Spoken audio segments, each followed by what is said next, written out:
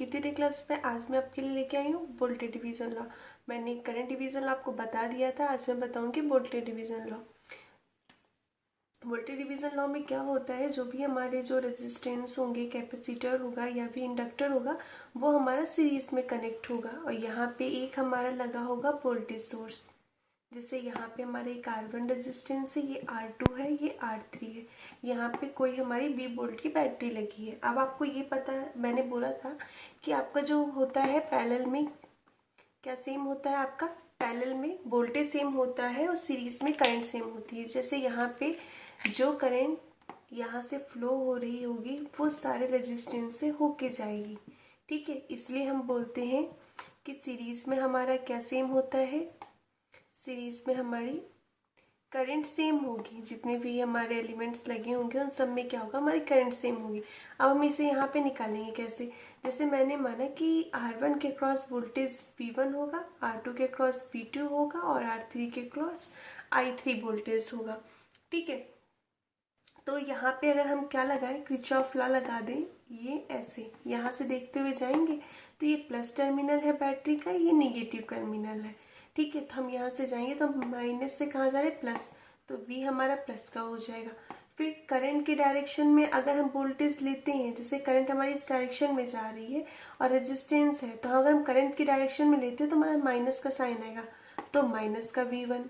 ये भी करंट की डायरेक्शन में माइनस का V2 एंड माइनस का V3 इसकल टू क्या हो जाएगा, 0, ठीक है। तो V इसकल टू क्या आ जाएगा, V1 plus V2 plus V3। ये हमारा आ गया। अब देखिए यहाँ पे क्या होगा, अब हम करंट I हमारी क्या फ्लो हो रही है, I टोटल वोल्टेज कितना है, V अपॉन में total resistance R1 plus R2 plus I3, ठीक है। अब हमारा क्या होगा, अगर हम V1 निकालेंगे तो V1 इक्वल टू क्या आएगा, I इंटू R1। तो V1 की क्या वैल्यू हो जाएगी, V अपॉन में R1 plus R2 plus R3 into R1। ये हमारा हो जाएगा V1 की वैल्यू। अब जैसे मैंने आपको करंट डिवीजन लॉ में बताया था कि अगर हम I1 निकालेंगे तो उसके जस्ट अपोजिट वाला रेजिस्टेंस लेते थे, बट अगर हम वोल्टेज डिवीजन लॉ देखेंगे तो हम V1 निकालेंगे तो हम उसी का ही रेजिस्टेंस ऊपर रखेंगे और बाकी जितने भी हमारे रेजिस्टेंस होंगे टोटल रेजिस्टेंस को हम नीचे रखेंगे। करंट डिवीजन लॉ और वोल्टेज डिवीजन लॉ जस्ट एक दूसरे का अपोजिट है। इसमें क्या होता है, वही रेजिस्टेंस लेते हैं जो हमें वोल्टेज निकालना होता है। करंट डिवीजन लॉ में हम जस्ट उसका अपोजिट वोल्ट रेजिस्टेंस लेते थे। अब मेरा क्या निकला है, V1। अगर हम V2 निकालेंगे तो V2 हमारा क्या आएगा, V2 equal to I into R2। Value रख देंगे R2 इंटू B अपॉन में R1 plus R2 plus R3। ऐसे ही हमारा आ जाएगा V3 की वैल्यू। V3 की वैल्यू क्या आएगी, कौन सा रेजिस्टेंस आएगा ऊपर, उसी का ही रेजिस्टेंस R3, और क्या आएगा मल्टीपल में, टोटल वोल्टेज V और अपॉन में टोटल रेजिस्टेंस, जितना भी रेजिस्टेंस होगा वो। तो इस प्रकार हमारा ये हो जाएगा वोल्टेज डिवीजन लॉ। अब देखो वोल्टेज डिवीजन लॉ मैंने आपको रेजिस्टेंस का यूज करके बता दिया, अब आपको मैं बताती हूँ कैपेसिटर का यूज करके। देखिए फ्रेंड्स, मैंने रेजिस्टेंस का यूज करके आपको वोल्टेज डिवीजन लॉ बता दिया, अब मैं आपको कैपेसिटर का यूज करके बता रही हूँ। ये हमारे दो कैपेसिटर लगे हैं C1 एंड C2, ये हमारी I करंट फ्लो हो रही है और ये हमारा है बैटरी या वोल्टेज सप्लाई, ठीक है। अब देखिए आपको पता है कि रेजिस्टेंस में जो सीरीज का फार्मूला होता है RS मतलब सीरीज में R1 प्लस R2, ये मैंने आपको उसमें भी बताया था करंट डिवीजन लॉ में। डैश डैश जितने भी रेजिस्टेंस लगे हों उन सबको ऐड करते जाएंगे, और अगर आपका पैरेलल में है, P मतलब पैरेलल में रेजिस्टेंस लगा है, तो ये हमारा आ जाता है 1 के फॉर्म में। अब हम इसको ऐड करते चले जाएंगे जितने भी रेजिस्टेंस। यही सेम फार्मूला होता है आपका LS मतलब इंडक्टर के लिए सीरीज और इंडक्टर के लिए पैरेलल। बस यहाँ पे R की जगह L1 हो जाएगा, L2 हो जाएगा और इसमें भी L1 L2 हो जाएगा R की जगह। बाकी इन दोनों के फार्मूले यानी कि इंडक्टर और रेजिस्टेंस क्या होता है, एक मतलब सेम होता है, इसकी सीरीज और पैरेलल का फार्मूला सेम होता है, बट आपका जो कैपेसिटर होता है वो जस्ट इसका अपोजिट होता है। जैसे कैपेसिटर में सीरीज का फार्मूला क्या होगा, C1 plus C2 plus C3, sorry parallel का फार्मूला ये पैरेलल है, मतलब कैपेसिटर में पैरेलल का फार्मूला क्या होगा, जो हमारे रेजिस्टेंस में सीरीज का फार्मूला होता है वो कैपेसिटर में पैरेलल का फार्मूला होगा। और हमारा जो सीरीज का फार्मूला होगा कैपेसिटर में वो होगा जो हमारा पैरेलल में फार्मूला होगा रेजिस्टेंस का, C1 plus C2 plus C3 plus dash dash. तो इसीलिए क्या होता है, करंट डिवीजन लॉ में भी हमारा जो कैपेसिटर का फार्मूला आया था वो इंडक्टर और रेजिस्टेंस के जस्ट अपोजिट आया था, और वोल्टेज डिवीजन लॉ में भी हमारा जो फार्मूला आता है कैपेसिटर का वो भी इसका अपोजिट होता है। अब इसमें क्या होता है, अब हमारा हो जाएगा C, यहाँ पे V1 V2 और ये हो गया, तो V इक्वल्स टू क्या आ जाएगा, V1 plus V2, Kirchhoff law लगाएंगे वोल्टेज लॉ से, ठीक है, लूप लगा दिए, ये हमारा आ गया पहला। अब आपको पता है कि हमारा जो इसके क्रॉस हम वोल्टेज लेंगे, वोल्टेज हमारा जो इंडक्टर के I होता है वो हमारा C dV/dt होता है, ठीक है। अगर हम वोल्टेज निकालते हैं तो वोल्टेज हमारा क्या हो जाएगा, 1/CVdt, ठीक है, ये हमारा हो जाता है वोल्टेज। हम इसमें निकालेंगे तो हमारे रेजिस्टेंस का भी मैंने फार्मूला बताया, उसके क्रॉस हमारा जो वोल्टेज होता है वो क्या होगा, V1 क्या हो जाता है, R1 into total voltage upon में टोटल रेजिस्टेंस, मतलब अगर मैंने 2 रेजिस्टेंस लगाया तो ये फार्मूला होता है रेजिस्टेंस का।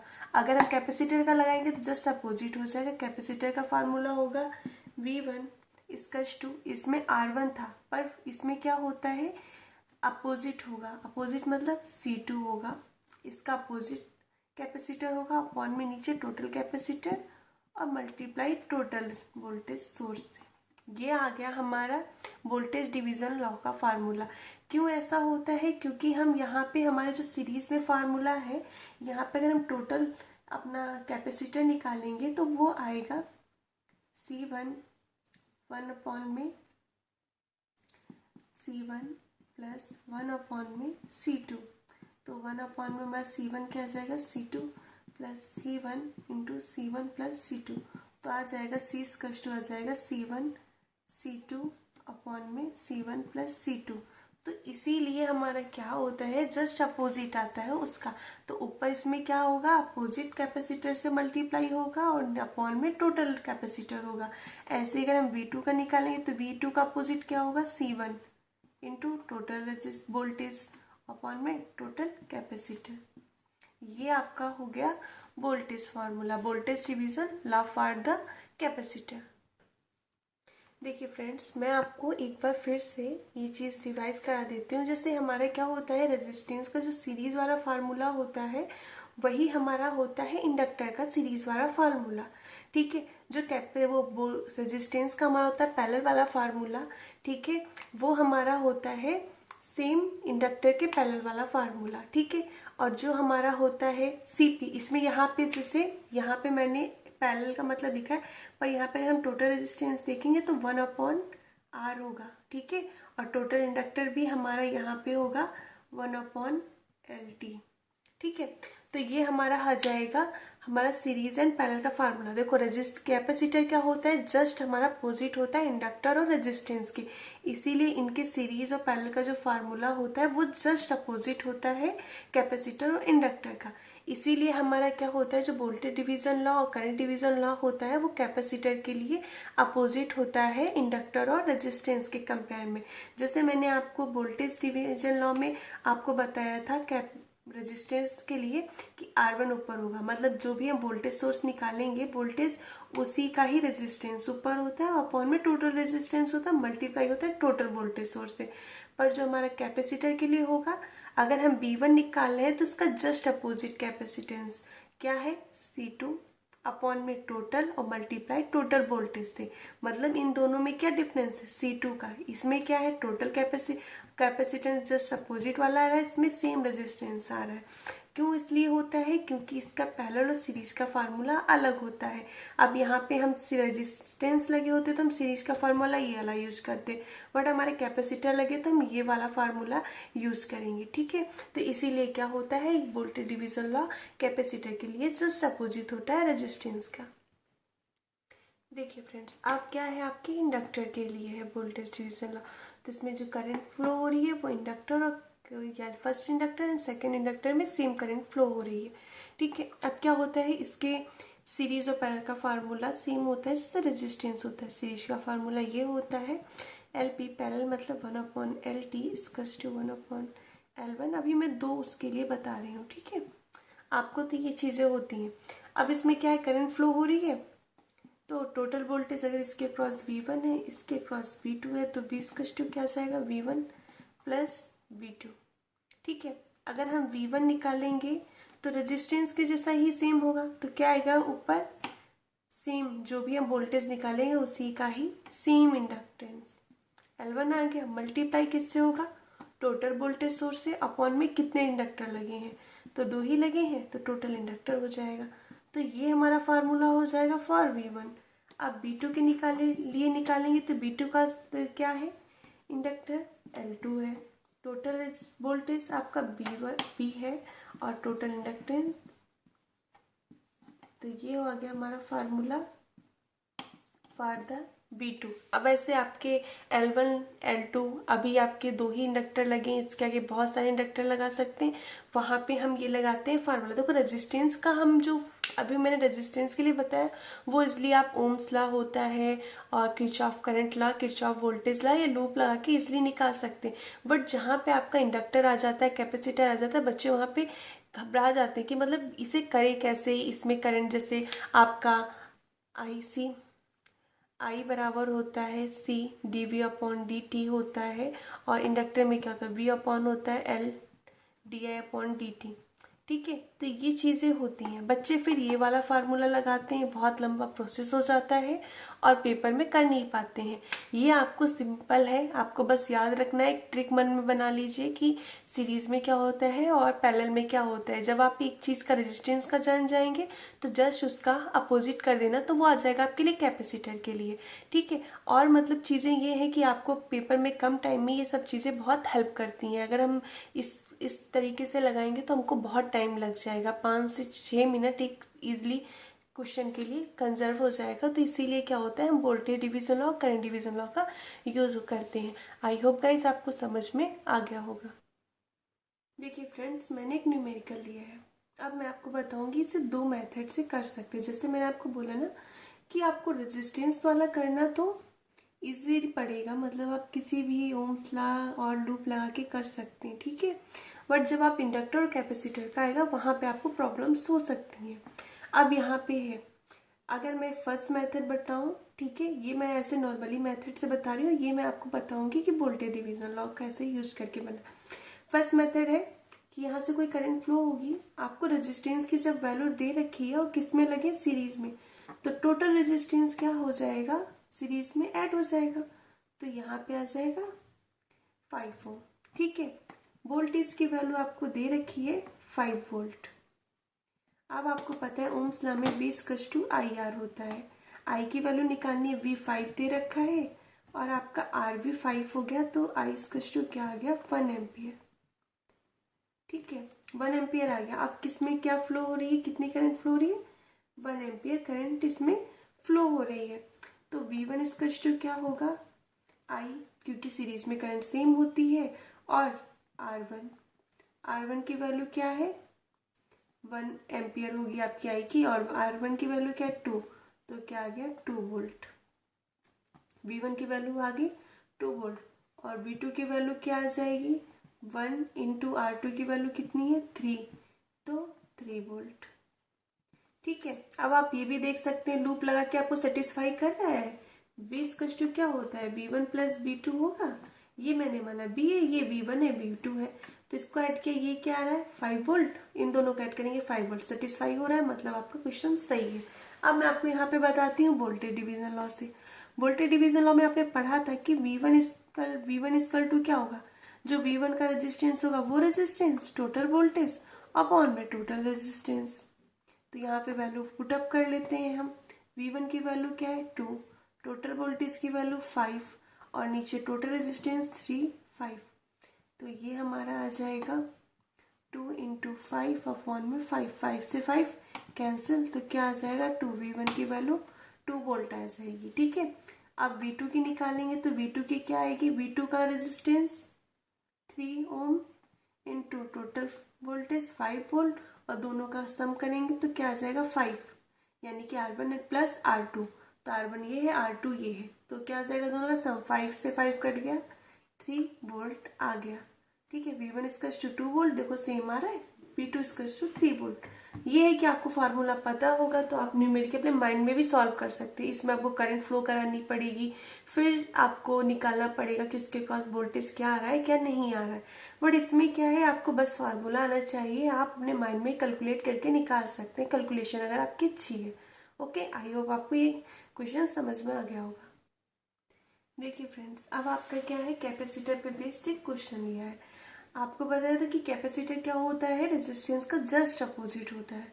तो कैपेसिटर में फार्मूला क्या है, जैसे मुझे ये B1 है वोल्टेज, इसके क्रॉस B2 है। अगर मुझे B1 निकालना होगा तो इसका जस्ट अपोजिट वाला कैपेसिटर होगा ऊपर। तो अगर मैंने इसे C1 माना और इसे C2 माना तो मतलब C2 यहाँ पे होगा, अपॉन में टोटल कैपेसिटर होगा और मल्टीप्लाई में टोटल वोल्टेज होगा। तो V1 इक्वल्स टू क्या आ जाएगा, सेकेंड वाला क्या है 2, अपॉन में दोनों का सम क्या आ जाएगा 4 प्लस 2 इंटू टोटल वोल्टेज 12। तो क्या आ जाएगा 2 इंटू 12 अपॉन में 6 टू सा 12, तो यानी क्या आ जाएगा 4 वोल्ट। V1 के क्रॉस क्या आ जाएगा 4 वोल्ट और B2 के क्रॉस क्या आएगा, इसमें ऊपर आ जाएगा C1 अपॉन में C1 प्लस C2, यानी कि अपोजिट वाला आएगा, B2 का अपोजिट C1 होगा और P टोटल वोल्टेज। तो C1 की value 1 into total voltage 12 upon में total resistance 4 into 2 equal to 6। तो क्या आ जाएगा 4 इंटू 12 अपॉन में 6, तो आ जाएगा 8 वोल्ट। आपकी V2 की वैल्यू क्या होगी 8 वोल्ट। अगर यहाँ पे आप क्या लूप लगा के देखेंगे तो आएगा 12 volt equals to V1 plus V2। तो यहाँ पे आ रही है आपकी 4 वोल्ट और यहाँ पे आ रही है आपकी 6 वोल्ट, वो 8 वोल्ट सॉरी। तो क्या आ जाएगा 4 प्लस 8 कितना होता है 12 होता है, 12 इक्वल टू 12, यानी कि ये वेरीफाई हो गया, ये क्वेश्चन सही है। ठीक है, आई होप गाइस आपको कैपेसिटर पे बेस्ड क्वेश्चन समझ में आ। अब आपको जब ये फार्मूलाज पता होंगे तो ये आपको क्वेश्चन करने में बहुत इजी पड़ेगा। अगर नहीं तो आपको बहुत ही मतलब लॉन्ग मेथड हो सकता है, आपको प्रॉब्लम्स आ सकती हैं या फिर आपको समझ में है। बट आपको अगर मेथड पता है, फार्मूला पता है तो बहुत ईजिली सेकेंडों में क्वेश्चन कर सकते हैं। देखिए फ्रेंड्स, आज अब आपके लिए है इंडक्टर पे बेस्ड क्वेश्चन कि इंडक्टर पे जब आता है तो हम उसे कैसे करते हैं। बल्कि सेम ही है जैसे आप कैप उसका करते रेजिस्टेंस का करते हैं, वैसे इंडक्टर का करते हैं। ठीक है, तो जैसे यहाँ पे क्या है, आपका इंडक्टर का फार्मूला क्या होगा, अगर मैंने माना इसके क्रॉस V1 है, इसके क्रॉस वोल्टेज V2 है, तो V1 इसका स्टेप क्या आएगा सेम वोल्टेज, मतलब सेम इसका जो इंडक्टेंस आएगा सेम V1 है और अपॉन में total inductance multiply by total voltage. L1 की वैल्यू क्या है 2 हेनरी और यहाँ पे L1 की वैल्यू क्या है 2 और प्लस 5 इंटू 14 वोल्ट। तो 2 इंटू 14 अपॉन में आएगा 7, तो 7 टू से 14 यानी कि 4 वोल्ट। जब हम निकालेंगे V2 की वैल्यू यानी कि L2 अपॉन में L1 plus L2 into B, यानी कि जो B2 निकालेंगे तो B2 का ही इंडक्टेंस ऊपर होगा, बाकी टोटल रेजिस्टेंस टोटल इंडक्टेंस नीचे और टोटल वोल्टेज से मल्टीप्लाई। तो L2 की वैल्यू कितनी है 5 अपॉन में 2 प्लस 5 इंटू 14। तो क्या आ जाएगा आपका, यहाँ पे लिखते हैं 5 अपॉन में 7 इंटू 14, 7 टू से 14, तो क्या आ जाएगा यहाँ पे 10 वोल्ट। वेरीफाई कर लीजिए सही है कि नहीं है। इसकी वैल्यू क्या है 14, 10 यहाँ पे 4, 10 और 4 14, यानी कि 14 इक्वल्स टू 14, यानी कि क्वेश्चन आपका सही है। ऐसे ही आपको बहुत सारे क्वेश्चन पूछ देंगे। अब देखो आपको B1 की B2 की वैल्यू पता चल गई तो आप इसमें करंट भी निकाल लेंगे। तो इससे रहता है क्वेश्चन को घुमा फिरा के पूछता है, कभी कभी आपको वोल्टेज दे देगा और L1 L2 की वैल्यू पूछेगा। तो क्वेश्चन किस तरह से पूछ रहा है वो चीज़ है, बस बेसिक फार्मूला यही लगेगा, आपको इसी फार्मूले को लगा के आप हर चीज़ निकाल सकते। आई होप गाइज आपको मेरी वीडियोज़ अच्छी लगती होंगी। अगर आपको मेरी वीडियोज़ अच्छी लगती हैं तो लोगों को शेयर कीजिए, चैनल को सब्सक्राइब कीजिए। Thank you.